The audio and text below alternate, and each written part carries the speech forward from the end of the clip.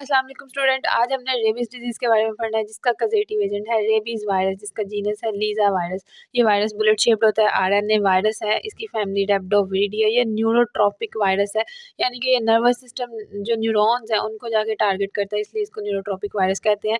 इसकी transmission zoonotic infection है। ये जूनोटिक इन्फेक्शन वो जो जानवरों यानी एनिमल से ही फैलता है, एनिमल ह्यूमंस को, ठीक है। तो ये ट्रांसमिटेड कैसे होता है? सलाइवा ऑफ इन्फेक्टेड मैमल, यानी कोई एनिमल है, mammal by bite, non bite. Bite अगर तो किसी एनिमल ने बाइट कर लिया तो ठीक है, अगर नॉन बाइट की बात करें तो स्किन के ऊपर एब्रेशन आए हुए होते हैं। अगर किसी एनिमल का सलाइवा आपकी स्किन के ऊपर कट के साथ टच हो गया और तो तब भी आपको रेबीज हो सकती है, ठीक है।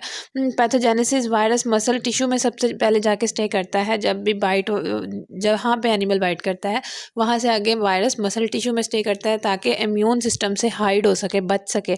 वहाँ पे जाके मायोसाइट्स में रेप्लिकेट करता है।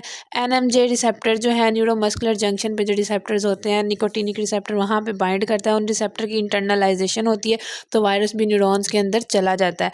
वायरस न्यूरॉन्स के अंदर जब जाता है तो ये पीएनएस के ज़रिए यानी पेरिफेरल नर्वस सिस्टम के न्यूरॉन्स के अंदर ट्रैवल इसी तरह करता है जैसे रिसेप्टर इंटरनलाइजेशन के ज़रिए एंटर हो गया न्यूरॉन में।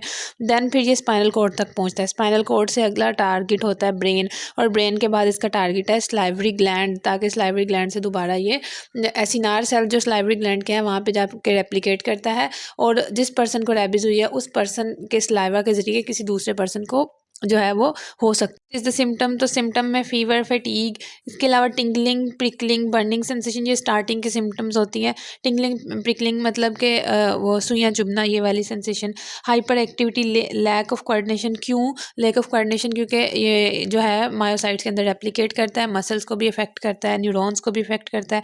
हाइड्रोफोबिया करता है, ईरोफोबिया करता है, पैरालिटिक रेबीज करता है, और जो लास्ट इसकी कंडीशन होती है सीवियर कंडीशन, पेशेंट कोमा में जा सकता है, कार्डियो रेस्पिरेटरी अरेस्ट होता है और डेथ। क्यों होता है? क्योंकि ये ब्रेन और स्पाइनल कॉर्ड को भी इफेक्ट कर रहा है, न्यूरॉन्स को इफेक्ट कर रहा है बेसिकली।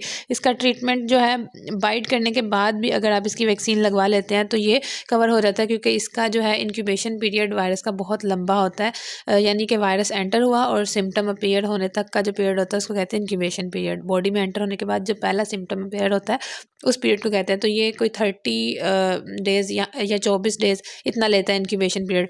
तो इतनी देर में हम इम्यूनिटी बिल्ड कर सकते हैं पेशेंट के अंदर। इसकी वैक्सीन जो है वो इन डेज़ पे लगती है, 0, 3, 7, 14, 28 डेज़। और इसके अलावा हम आईजी इम्यूनोग्लोबुलिन भी दे सकते हैं।